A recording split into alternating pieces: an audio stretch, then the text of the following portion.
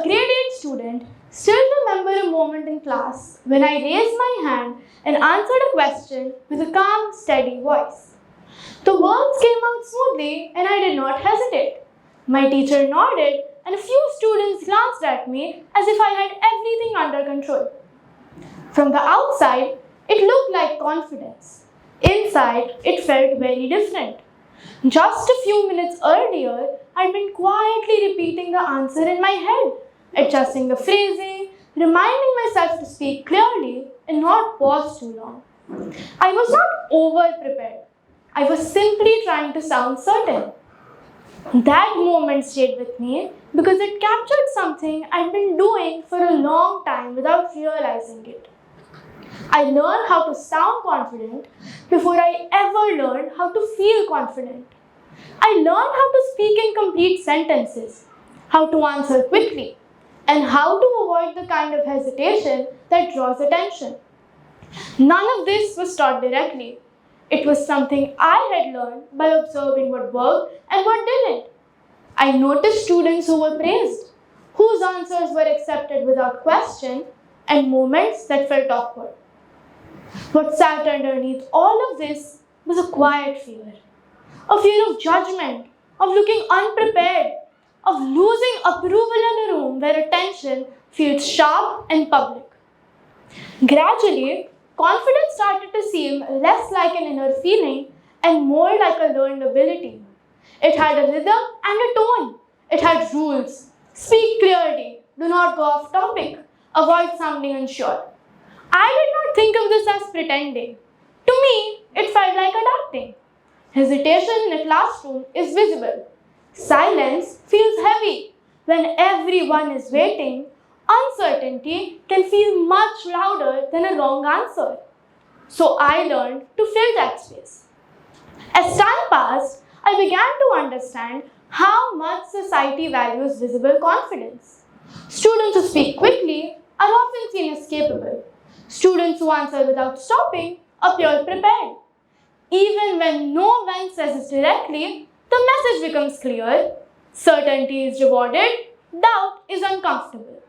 So I learned to fill that space. Because of this, I started to associate sounding sure with confidence and confidence with success. At first, this worked in my favor.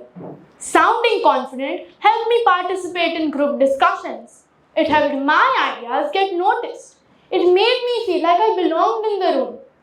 But over time, I started to rely on sounding confident as a way of protecting myself. If I sounded sure, I felt safe. But something else was quietly happening in the background.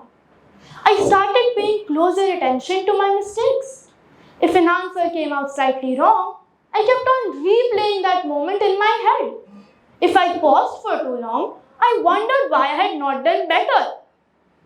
Confidence slowly became something I had to maintain. The more confident I appeared, the more careful I became. I began choosing when to speak based on how safe it felt. If a question required time to think, I stayed silent. If I wasn't sure how to phrase something perfectly, I waited. Instead of allowing myself to explore ideas, I focused on avoiding mistakes. I was not afraid of learning. I was afraid of being seen learning. This is how confidence turns into performance. School often moves quickly. There are time limits, expectations, grades, and comparisons. In that environment, uncertainty can feel risky. Being wrong can feel permanent, even when it's not. So students learn to manage how they're seen. We learn how to sound confident not because we believe everything we say, but because it feels safer than admitting we are still thinking. For me, this created a quiet pressure. I began holding myself to standards I would never apply to anyone else. If another student hesitated, I understood. If I hesitated, I judged myself. I started aiming not just to understand the material, but to present it flawlessly. Confidence, which was supposed to make things easier, started making things heavier. The turning point came during a class discussion when I genuinely did not know the answer. I understood the topic well, but in that moment, nothing clear formed in my head. I felt the familiar urge to say something anyway, just to fill in the silence. For a few seconds, I even considered guessing. Instead, I paused and said, I am not sure. I expected that moment to feel uncomfortable. I expected to regret it. But nothing negative happened. The teacher explained the idea again and the discussion continued. What surprised me the most was not the reaction of the room. Instead, the feeling I had afterward. I felt lighter. I had not lost anything by being honest. That moment made me realize something important. Confidence did not disappear when certainty did. What disappeared was the pressure I had been placing upon myself. I began to understand that real confidence is not always about sounding sure. It is about trusting yourself to be honest when you're still figuring things out. Looking back, I don't think learning to sound confident was a mistake. It helped me begin. It helped me take part. It gave me a voice. Confidence slowly starts as something we practice in school, but over time, it can grow into something very deep. Real confidence develops when we allow ourselves to pause without immediately correcting ourselves. It grows when we stop treating uncertainty as a weakness and start seeing it as a part of learning.